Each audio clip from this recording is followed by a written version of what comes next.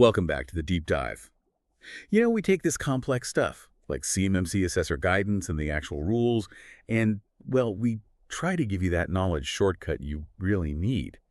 Today, we're tackling a big one, maybe the biggest, the single largest domain in CMMC, access control, or AC. It can seem, frankly, pretty intimidating. Oh, it absolutely is. A massive undertaking. You've got 22 practices just in level 2 for access control. And yeah, for a lot of organizations, just hearing access control, it just conjures up immediate infrastructure headaches, right? Yeah. But look, our mission today is really to simplify it. We want to zero in on what assessors are actually looking for. We'll pull out those non-negotiables, the practices where if you miss them, you fail, guaranteed. And hopefully give you some of those high-stakes tips to maybe streamline your compliance efforts. Yeah, I think that approach is exactly what people need. Because we have to start with the basic idea here, right? Even though it's the largest domain, the core concept, it's got to be understandable. It has to apply across the board. Absolutely. And the core concept, it's almost shockingly simple when you boil it down. It's just ensuring the right people, Right. the right processes, and the right devices have access to the right things at the right time. Yeah. That's really it. Think about that old analogy, right? You have guests over. You give them the key to the front door, maybe the guest room key, definitely the kitchen key. But you are absolutely not handing over the key to your secure office or, the safe where you keep your CUI. Right. That distinction, what you allow, what you restrict, that's kind of the whole domain in one picture. Precisely. And if we had a fortune cookie wisdom for today, straight from the philosophy behind these practices, it's just everyone doesn't need access to everything, That principle. It's the thread that really connects all 22 of these practices. Okay, but before we jump into the actual practices, you mentioned non-negotiable. We really need to talk about the CMMC scoring system. That point structure is crucial context, isn't it, for understanding the risk?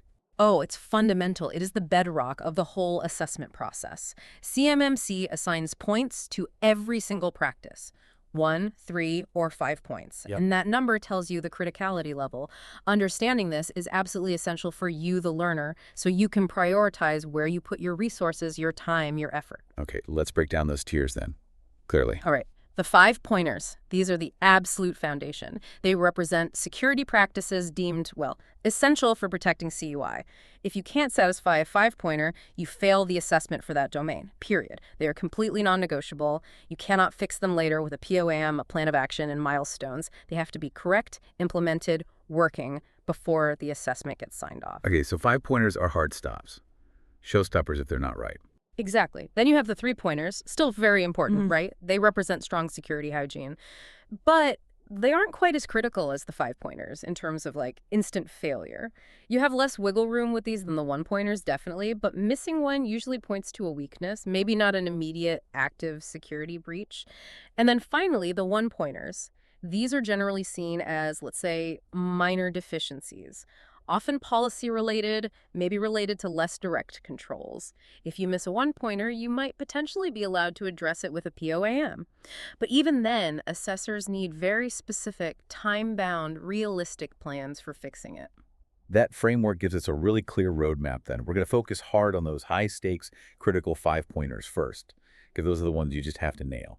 Then we'll move into managing the network edge, your remote access, wireless, and finally, touch on those crucial internal and external policy things that often, trip people up, even if their IT is pretty solid. Sounds like a plan. Let's dive into those core requirements first and maybe save everyone some future headaches. Okay, let's unpack this, starting right at the foundation.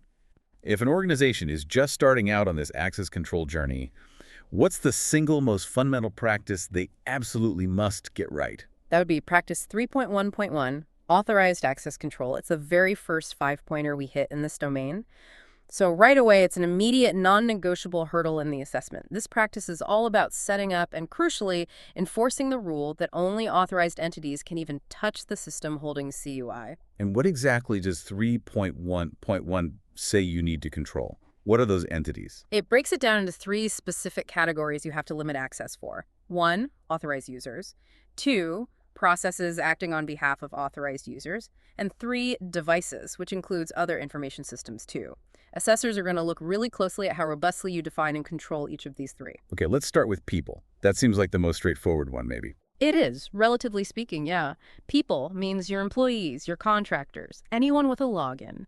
You need a documented written process for what we call account lifecycle management. So, clear procedures for granting access when someone's hired, modifying access if their job changes, and critically, revoking access instantly when they're terminated or maybe transfer out of a role that handles CUI.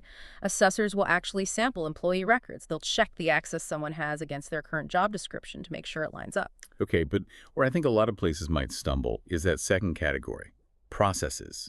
This is where automation kind of meets authorization, right? Exactly. And processes don't have to be super complex things either. They're just automated functions that maybe need some kind of elevated rights to do their job. Think about a simple scheduled task, maybe running a backup script overnight, or a monitoring agent checking server health.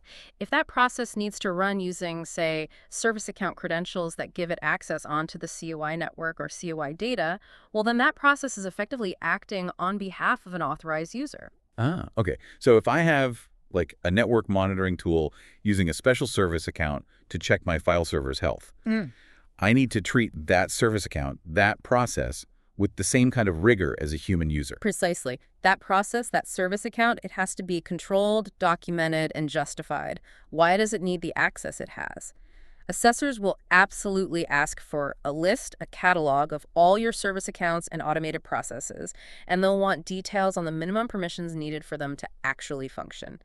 This often gets missed because everyone's so focused on the human users, they forget about managing these machine identities. Okay, then the third category, devices. You mentioned earlier this can be the trickiest one, controlling the actual physical endpoint. Correct. Controlling devices means ensuring that only machines that are on your approved, documented inventory list can actually connect to your CUI environment. So if an employee tries to plug in their personal laptop or maybe connect a testing machine or some other unauthorized piece of hardware, your system has to be able to block it or at least segment it off immediately, isolate it. Now, the common technical fix for this is network access control, NAC. But, for a smaller company, putting in and managing a full-blown NAC solution, that can be really expensive, really complex. Is there an assessor-approved alternative? Something for smaller orgs? That is a critical challenge, yeah. And assessors do recognize that, big commercial NAC deployments might be overkill for some. If you really can't afford or manage a robust NAC, you can rely on compensatory controls. But, and this is a big but, they require much more stringent administrative oversight. Okay, so what are these compensatory controls then? What do they look like? Well, the main methods usually involve either physical or logical segregation, combined with really strict inventory controls.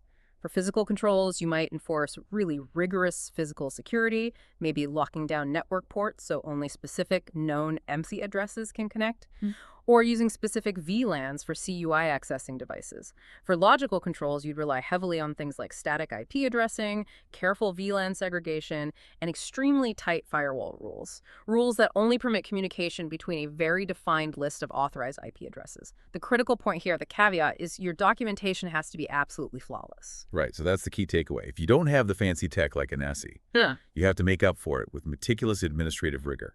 Exactly. Assessors will want to see those documented inventories, including asset tags, assigned IPs, the specific owner for every single authorized endpoint. And when they ask for proof for 3.1.1, they'll want that list, and then they'll ask to see the configuration settings. Give me screenshots of NAC rules, or show me the VLAN assignments in the switch config, or the port security settings. They need proof that enforcement against unauthorized devices is actually happening. Your policies have to match the technical reality, and the tech has to enforce the policy. It's a loop. Okay, so 3.1.1 is about who and what gets in. Now let's talk 3.1. Transaction and function control. This is the second five-pointer, right? And it defines what authorized users can do once they're logged in. That's right. This is often talked about as role-based access control, or RBAC. Fundamentally, it's about the principle of least privilege, which we'll get to later, but applied at a functional level. Just because you have access doesn't mean you have permission to do everything.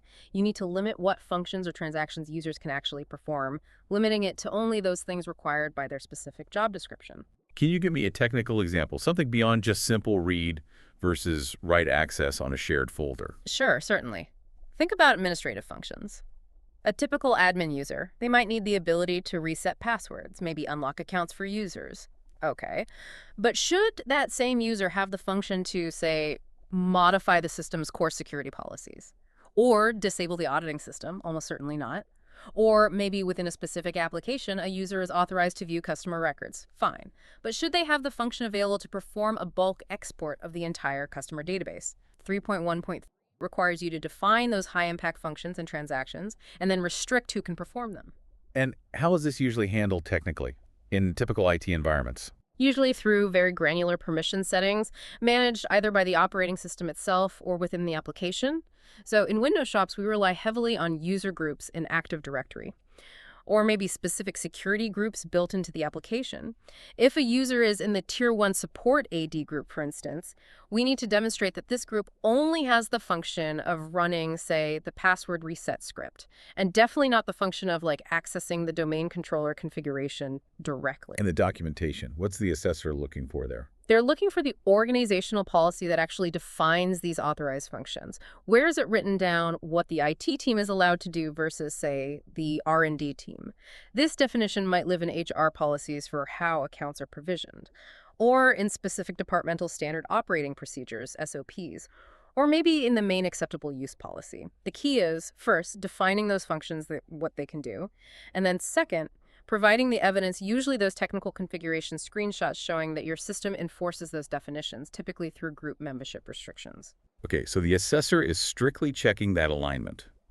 Policy says what should happen, and the system configs prove it is happening. So if they find a user group that's defined as read-only in the policy document, but then the technical group configurations show they can also run deletion scripts, that's an immediate fail on a 5-pointer. That exact misalignment is a super common point of failure, yes. It shows that the technical team either isn't talking to the policy people or isn't implementing based on the security policy defined by the organization. It breaks that crucial continuous loop of documentation driving enforcement and enforcement reflecting documentation that CMMC really demands. All right, we've nailed down those internal non-negotiables. Now let's shift focus outwards to the network edge. This is where the risk profile changes quite a bit, doesn't it? Let's start with remote access. I mean, that's just reality now for pretty much every defense contractor. It absolutely is. But remote access introduces, well, volatility risk. So before you even think about technical deployment, the organization first has to define its baseline policy. Is remote access even permitted at all? We mentioned this briefly before, but it's worth hitting again that assessor tip. If you formally prohibit remote access, that's perfectly fine from a CMMC perspective, provided you have a formal documented procedure saying so. A&D, a technical control, actually disabling VPN services entirely to ensure it can't just be accidentally turned back on. Okay, but assuming they do allow remote access, then bam, we had two really critical 5-pointers straight away, 3.1.1 and 3.1.1. Let's start with the monitoring and control piece, practice 3.1. 3.1 requires you to identify, monitor, and control remote access sessions. So first, you need to identify all the possible ways people can connect remotely. Are you allowing standard client VPNs for individual users? Are there site-to-site VPNs connecting you with partners? Do you use secure web portals? Maybe a virtual desktop infrastructure, VDI? You need a list. And once you've identified them, what does control and monitoring actually look like when an assessor shows up? Okay, control means you can enforce things like session duration limits. How long can someone stay connected? Maybe activity restrictions. What can they do over that connection? And maybe mandating specific security checks on the connecting device, like forcing a host firewall check or requiring up-to-date antivirus before the connection is even allowed. Monitoring requires robust logging. You absolutely must demonstrate you have audit trails showing who connected, the duration of their session, the IP address they connected from, and ideally, what resources they accessed during that session. Assessors will definitely ask for a log review. They'll say, show me the logs for a sample remote access session from last Tuesday, and they'll verify all those data points are captured and being kept. Okay, that leads us straight into practice 3.1.13, the second 5-pointer here. This one deals with the security of the actual connection itself. Yes, practice 3.1.13. This is where things can get very technical and honestly where a lot of organizations fall down. It requires employing cryptographic mechanisms, think encryption, to protect the confidentiality of those remote access sessions. Often this means the VPN tunnel itself. And this is where that crucial, tricky nuance around FIPS validation comes into play. Okay, let's really unpack FIPS then. You said earlier, and this seems vital, that FIPS 142 validated crypto is only required when the mechanism is actually protecting the confidentiality of the CUI itself. This sounds like the most common tripwire. It absolutely is. Yeah. We really need to spend a moment here. There are two big points of confusion people run into. First, the difference between a product running in a FIPS-compliant mode of operation versus using a cryptographic module that is actually FIPS 142 validated. Right. I hear vendors say all the time, oh, yeah, our product can run in FIPS mode. Is that good enough for CMMC under 3.1.13? Not necessarily. And this is exactly where assessors draw a hard line. Running in FIPS mode usually just means the product is configured to only use algorithms that could potentially be FIPS validated, algorithms like AES, SHA-256, etc. However, CMMC specifically references NIST guidance like SP 800-171, which emphasizes using cryptographic modules that have been actively validated through the official Cryptographic Module Validation Program, or CMVP. So the assessor isn't just looking for a setting called FIPS mode. They're looking for the actual CMVP certificate number for the module being used. Yes, exactly. They want documented evidence, usually from the vendor, linked on the NIST website, that the specific VPN module or the hashing library or whatever cryptographic library is used in your remote connection product, that it has received that official FIPS 140. Just having a vendor white paper saying we're FIPS compliant, that's usually not going to cut it. Okay, let's revisit those two scenarios you mentioned earlier, just to make it crystal clear when the VPN itself needs this level of FIPS validation. Okay, scenario one. FIPS is definitely required. This is the straightforward case. An employee connects using a standard VPN. Once connected, they access, say, a network file share where the CUI files are stored unencrypted or maybe encrypted using non-FIPS methods. In this case, the VPN tunnel itself is the only thing protecting the CUI's confidentiality while it's in transit over the internet. Therefore, the VPN's cryptographic module must be FIPS validated, no question. Okay, clear enough. Now, scenario two. FIPS maybe not required. Right. This is the more complex edge case. It requires a deeper understanding of your architecture. Let's say the employee connects via VPN, okay, but they only ever access a specific web application through that tunnel. And crucially, that web application itself has already encrypted the CUI using its own internal FIPS-validated cryptographic libraries before it even sends the data into the VPN tunnel. In that situation, you could argue the primary cryptographic protection is happening inside the application's validated boundary. The VPN tunnel is just securing the connection pathway, not necessarily the CUI data itself at that moment. However, you must be able to prove this. Prove that the CUI is never in clear text within the environment outside of that validated application encryption boundary. Honestly, the safest, simplest route for most organizations handling CUI remotely is just to ensure their VPN solution does use FIPS-validated cryptography. It avoids complex arguments and potential assessment failures. That whole nuance understanding validated modules versus just compliant modes, that sounds like an immediate hair on fire tip right there. If you're relying on a non-validated module for CUI transit, you instantly fail 3.1.13. Correct. It really requires due diligence when you're selecting vendors or reviewing your current setup. Ask for the CMVP certificate number. Don't just take a verbal, oh yeah, we're FIPS compliant. Verify it. Hashtag 2.2 secure and wireless networks. Two critical 5-pointers. Okay, now let's pivot to wireless networks. Always a significant vulnerability, right? And the sources are telling us there are 2 more 5-pointers lurking here, needing that same level of rigorous attention. That's right. We're looking at 3.1.16 and 3.1.17. The first one, 3.1.16, is actually purely organizational. It focuses entirely on authorization. It requires the organization to formally authorize wireless access before allowing any device to connect to the information system over Wi-Fi. So just like with devices back in 3.1.1, this means you need an inventory of your wireless access points and a clear policy stating who can connect. Absolutely. Assessors will demand a complete inventory of every single wireless access point, AP, that is physically connected to your CUI environment or even just within listening range and potentially could connect. And yes, a policy defining who is allowed to connect and what types of devices are permitted. This also means if you have, say, a guest Wi-Fi network that's supposed to be totally separate from your CUI network, you still need documented procedures showing how you ensure that guest AP can't somehow cross-connect or bridge into the secure environment. Assessors often look for unauthorized rogue APs during their physical walkthrough. If you haven't inventoried all your legitimate APs, you can't easily spot or deal with a rogue one someone plugged in under their desk. Big risk. Okay, and then 3.1.17, the second 5-pointer for wireless, covers the actual technical protection mechanisms. Practice 3.1.17 requires protecting wireless access using both authentication and strong encryption. Simple, old WEP encryption? Absolutely not. Even basic WPA with just a static pre-shared key, PSK, shared among everyone, that's generally considered unacceptable for accessing CUI. Too weak, too hard to manage revocation. So what implementation details should organizations really be focusing on here to satisfy this? If you're handling CUI over wireless, you should really be aiming for WPA2 Enterprise at a minimum. Or ideally moving towards WPA3 if your hardware supports it. WPA2 Enterprise, which typically uses the 802.1x protocol, is highly favored by assessors. Why? Because it provides individualized user accountability. Instead of every single person logging into the Wi-Fi with the same shared password, the PSK, each user authenticates using their unique credentials, usually their Active Directory username and password. Ah, so this ties directly back to accountability and identity management, doesn't it? Yeah. Making sure you know who is on the wireless network. It does, precisely. Assessors will verify that your WPA2 Enterprise setup points to a proper authentication server, often a radius server, and that this server enforces the same user policies, password complexity, account lockouts, etc., as your regular wired network logins.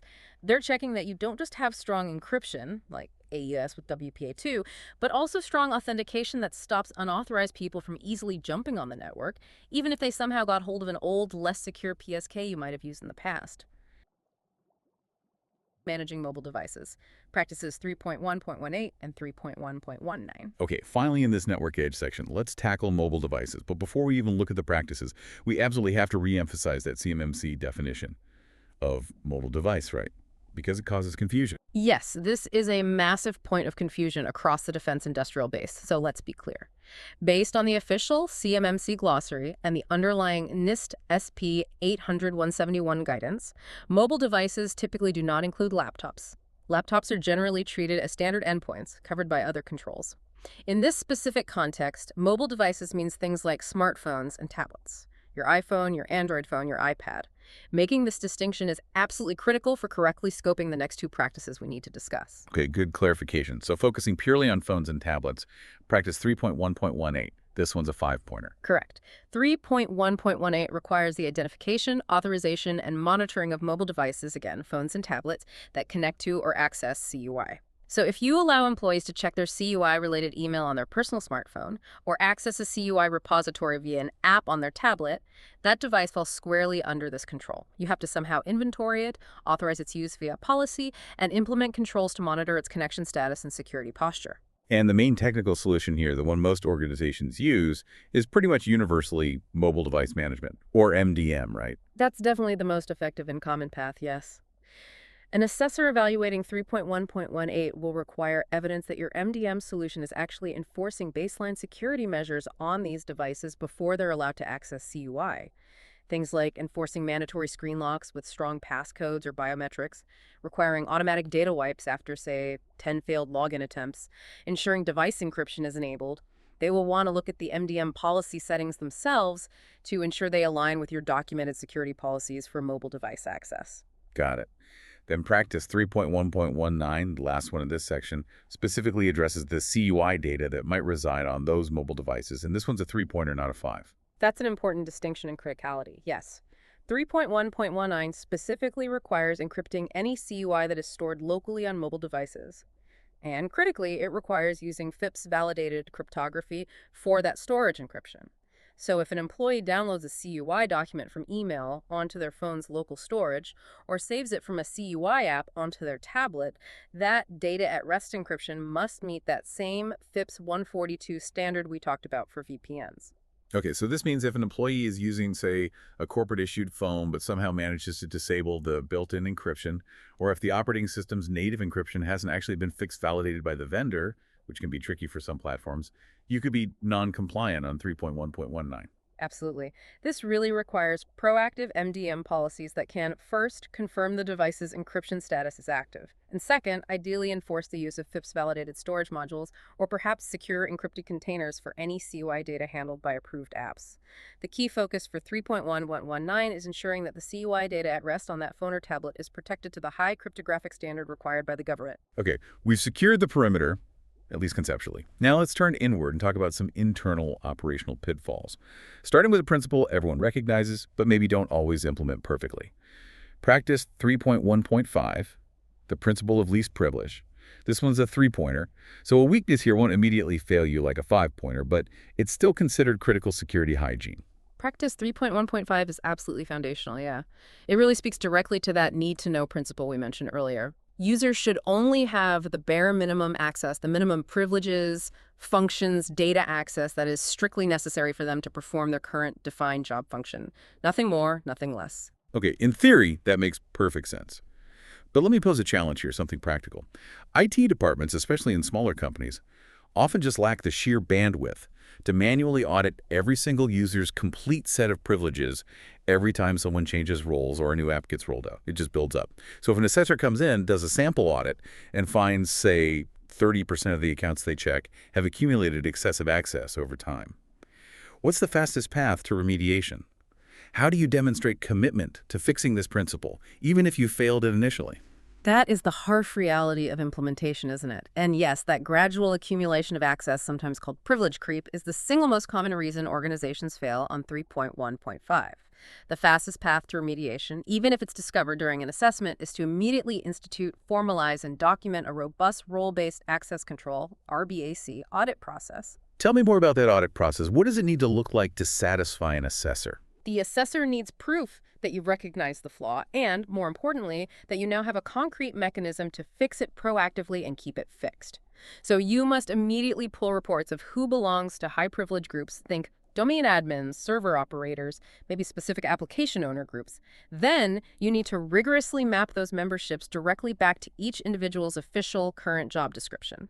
If someone from the marketing team still shows up as having an elevated role on the finance server from a project 2 years ago, that access needs to be revoked immediately. No excuses. And crucially, you need a documented, management-approved plan stating you will perform this kind of audit regularly, maybe quarterly, maybe semi-annually, going forward. Okay, and this directly addresses that aha moment we talked about earlier. It was a common mistake of just copying the access of the person someone is replacing when creating a new account. So if I'm a small business, I can't afford fancy, expensive, automated privilege identity management, PI tools. What's my low-cost strategy to try and prevent this access accumulation nightmare in the first place? Use really strong, descriptive naming conventions for your technical access groups. Naming conventions that directly reflect the least privilege principle. So instead of generic group names like Sales Team Access, use much more granular groups like Sales Curiat Only, or Sales Manager's Contract Right, or Finance A View Only. Make the group name define the privilege. Then, when a new person is hired or someone changes roles, IT only grants them membership in the specific groups that exactly match the permissions required for their documented role description. Critically, never grant permissions directly to individual user accounts. Only ever grant permissions to these well-defined groups. This makes the auditing process vastly simpler later on because you're just reviewing group memberships against job roles, not trying to untangle individual permission settings scattered everywhere. Right. So if I look up Jane Doe and see she's a member of 5 specific groups, I need to be able to quickly look at her job description and verify that those 5 groups precisely correspond to her current duties. Yes, and that verification process itself needs to be documented and performed routinely as part of that RBAC audit process we just discussed. The goal is always to show the assessor you have a proactive mechanism in place to prevent privilege drift, even if that mechanism relies more on administrative procedures and good group design rather than expensive technology. Okay, let's look outward again for a moment. Practice 3.1.20. This one's only a one-pointer, which is interesting, but it focuses on verifying and controlling connections to external information systems. Despite the low point value, this feels like a potentially major risk area. It absolutely is. This practice involves documenting and controlling all the communication pathways that leave your network perimeter. We often call this egress filtering. Most organizations are pretty good at ingress filtering, blocking unwanted traffic coming in. But egress filtering is about preventing unauthorized data from going out, which is critical if, say, malware gets inside and tries to phone home, or maybe a disgruntled insider attempts to exfiltrate CUI to an external server. Okay, so the assessor's looking at things like documentation of allowed outgoing connections, maybe firewall rules, enforcing those restrictions. But here's where we hit that major hair on fire tip, #1, that auditors apparently flag all the time. Organizations completely forget about certain highly critical external entities when considering this practice. Ah, yes. You must be referring to cloud service providers, CSPs, and managed service providers, MSPs. This is often one of the biggest shocks for companies during an assessment. They just haven't thought about it this way. If your CUI data resides in Azure or AWS or Google Cloud, or if you have an MSP that logs into your systems remotely to provide maintenance or support, from CMMC's perspective, they are external information systems connecting to yours or holding your data. They absolutely must be included under the scope of control for 3.1.20. So what specific documentation or proof does CMMC require to show you're verifying and controlling these crucial vendor connections? It can't just be trust. Definitely not just trust. Assessors require specific evidence, both contractual and technical. Contractually, you need documentation showing that the MSP or CSP is obligated to meet the relevant CMMC requirements themselves. This often involves things like shared responsibility matrices or specific clauses in your service level agreement, SLA, maybe falling under a broader supplier performance management program. Technically, you must document how they connect. Is it through a dedicated secure VPN tunnel? Is it via a specific secure remote access portal you provide? And crucially, you must be able to show the firewall rules, the access control lists, ACLs, that strictly limit their incoming access only to the specific servers or resources they absolutely need to manage as part of their service contract. Nothing more. Okay, so if my MSP is hired only to manage my servers, but my firewall rules accidentally allow their source IP address range to also reach, say, the finance department's confidential file share. That's a violation of 3.1.20, though, even if the MSP never actually tries to access it. Exactly. The failure is yours in not properly verifying and controlling the connection perimeter you've allowed for them. The assessor will absolutely demand screenshots of the firewall ingress rules specifically for that MSP's connection IP range, and they will verify that those rules are scoped down tightly, applying that principle of least privilege required for their service contract. This practice really forces you to start thinking of your critical vendor connections as just another high-risk external system interface that needs rigorous definition and restriction, just like any other network boundary. All right, this next one, practice 3.1.22, seems maybe the most disconnected from traditional IT operations. It's about controlling information posted on publicly available systems. This feels like it demands serious collaboration between IT, security, and maybe PR or marketing. It absolutely does, and it really underscores that CMMC compliance isn't just an IT problem, it's a holistic organizational challenge. This practice, 3.1.22, is specifically focused on preventing the unauthorized public disclosure of either FCI, that's federal contract information, or the more sensitive CUI. And the sources definitely highlight the major risk here, leading us to Hair on Fire tip, #2. Your own company website and your social media channels are the most common places organizations fail this practice. How does that usually happen in the real world? Can you give an example? Sure. Imagine a small defense contractor wins a fantastic new $5 million contract. Huge win. The marketing team, wanting to celebrate and maybe attract new business, puts together a blog post or a LinkedIn update. And in their excitement, they accidentally include a screenshot from the internal project management tool showing project details. Or maybe they give a detailed breakdown of the contract requirements that legally actually constitute FCI. The moment that sensitive information hits the public website or LinkedIn, control is completely lost. From CMMC's perspective, that's a significant security failure under 3.1.22. Wow. Okay, so the implication here is that this requires really strong administrative controls, not just technical things like firewalls blocking certain sites. Absolutely. And what's unique about 3.1.22 is that the official assessment objectives place a very heavy emphasis on having documented procedures. Assessors aren't just checking settings, they are explicitly looking for a formal content review and publication policy. Okay, so what needs to be in that policy to satisfy an assessor looking at 3.1.22? Good question. First, the policy must clearly, explicitly identify who within the organization has the authority to post information publicly. Is it just one designated PR manager? Is it a defined committee? Spell it out.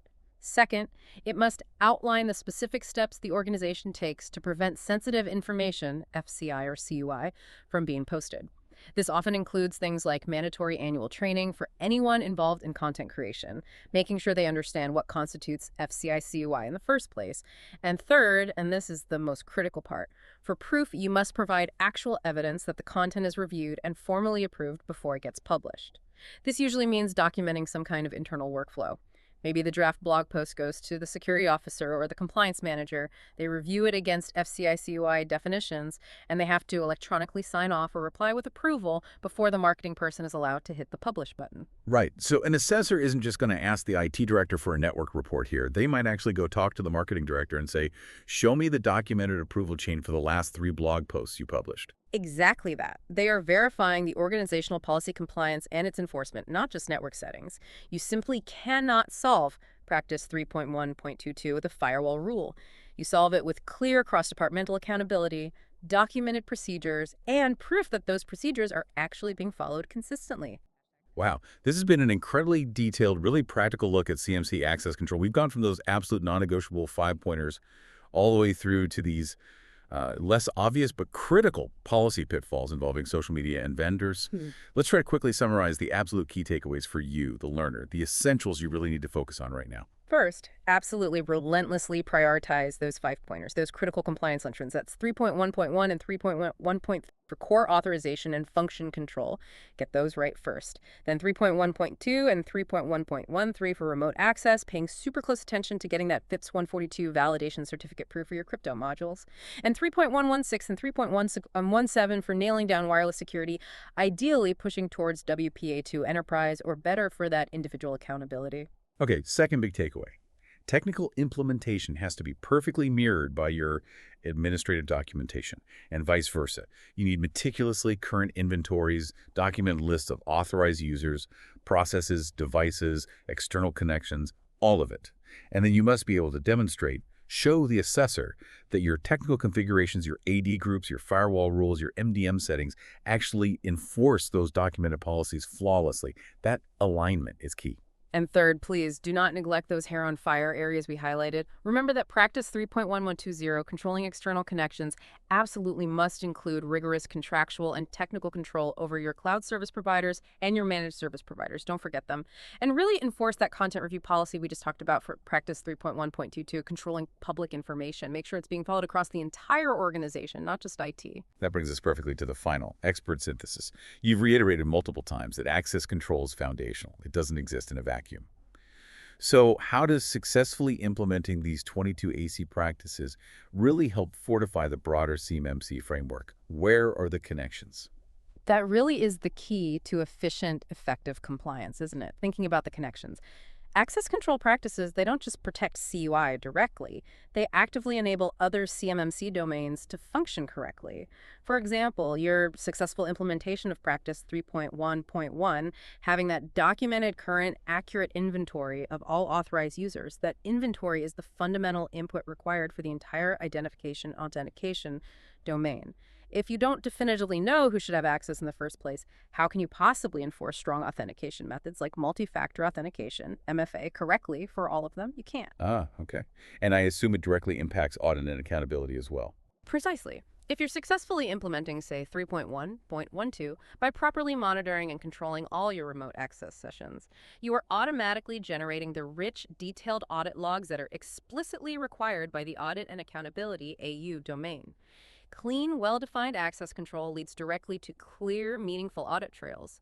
Conversely, if your 3.1.5 least privilege controls are weak and attackers, or just curious employees, can easily move laterally across systems they shouldn't access, then your audit logs become overwhelmingly noisy, full of irrelevant events, and frankly pretty useless for detecting real incidents. Strong access control essentially cleans the environment, making effective auditing possible. So that leads us to our final provocative thought for you, the listener. This closing challenge to mull over. Your access control inventories, your AC policies. They aren't just bureaucratic checklists to satisfy an assessor. They are the source data, the foundation for your entire security framework.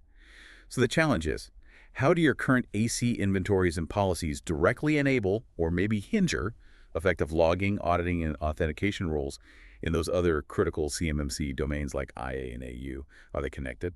Yeah, by consciously linking these controls, thinking about how they feed each other, you really move beyond just chasing compliance points and start building true, resilient security maturity. Think holistically. You'll likely find that getting access control right is the master key that unlocks success across the rest of CMMC. Fantastic advice. Thank you so much for guiding us through this incredibly detailed deep dive today, and especially for providing those crucial, practical assessor insights. It was absolutely my pleasure, and good luck to everyone out there on their own access control journey. It's definitely challenging, no doubt, but it's entirely manageable when you break it down, focus on these non-negotiable steps, and connect the dots. And to you, the learner, thank you for tuning in. We really hope this knowledge shortcut helps make your CMMC preparation that much smoother and more effective. We'll see you on the next deep dive.